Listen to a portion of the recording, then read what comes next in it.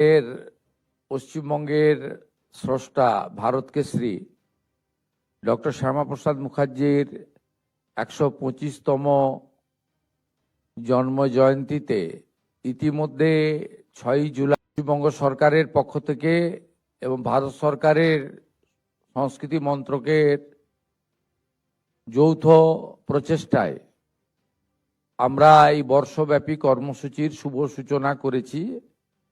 আমাদের ইকো পার্কের মূর্তির ভূমি পূজন এবং মিলন মেলা দেওয়ার মধ্য দিয়ে শুধু পশ্চিমবঙ্গে নয়, গোটা ভারতবর্ষব্যাপী এই বর্ষে নানান কর্মসূচি ভারত সরকারের পক্ষ থেকেও নেওয়া হয়েছে, যাকে আমরা স্বাগত জানাই। পশ্চিমবঙ্গে রাজ্য সরকারের পক্ষ থেকে ইতিমধ্যে আপনারা নোটিফিকেশন পেয়েছেন যে 6 জুলাইয়ের আগেই আমরা মুখ্যমন্ত্রীর সভাপতিত্বে একটি সরকারিভাবে কমিটি তৈরি করেছি। সেই কমিটির প্রথম মিটিং আজকে আমাদের সচিবালয়ের সভাগৃহে অনুষ্ঠিত হলো দীর্ঘক্ষণ ধরে। এই কমিটিতে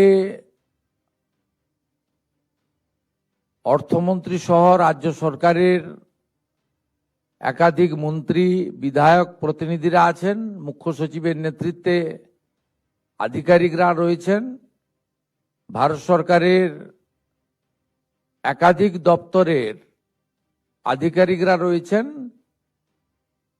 এছাড়াও ডক্টর শ্যামাপ্রসাদ মুখার্জির স্মৃতি বিজড়িত প্রতিনিধি এবং উনাকে নিয়ে যারা ভেবেছেন, লিখেছেন, এমন বেশ কিছু চিন্তাশীল ব্যক্তিগণের উপস্থিতিতে এই মিটিং আমরা শেষ করলাম। এই মিটিংয়ে আমরা সিদ্ধান্ত নিলাম যে আমরা এই বর্ষে নানা কর্মসূচি নেব। ইতিমধ্যে 125 ফুট দণ্ডায়মান যে মূর্তি, তার ভূমি পূজন এবং স্থান নির্বাচন হয়েছে আপনারা জানেন ইকো পার্কে। তার পূর্ণাঙ্গ পরিকল্পনা, নকশা এবং এই কাজটি সম্পূর্ণ হওয়ার পরে মূর্তি সহ ওই জায়গাটিতে কি কি থাকবে, অর্থাৎ একটি মিউজিয়াম সহ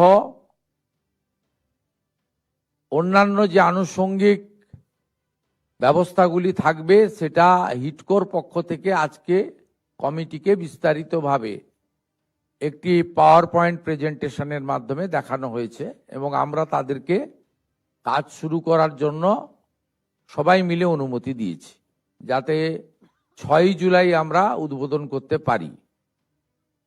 দ্বিতীয়ত,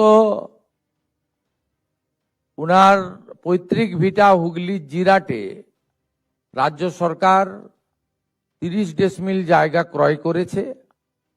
ওই জায়গাতে দুটি পরিকল্পনার প্রস্তাব এবং অনুমোদন করেছে কমিটি। একটি স্যার আশুতোষ মুখার্জির নামাঙ্কিত লাইব্রেরিকে পুনর্নির্মাণ এবং তাকে আধুনিক মানের তৈরি করা, আর তার সাথে একটি সংগ্রহশালা নির্মাণ করা।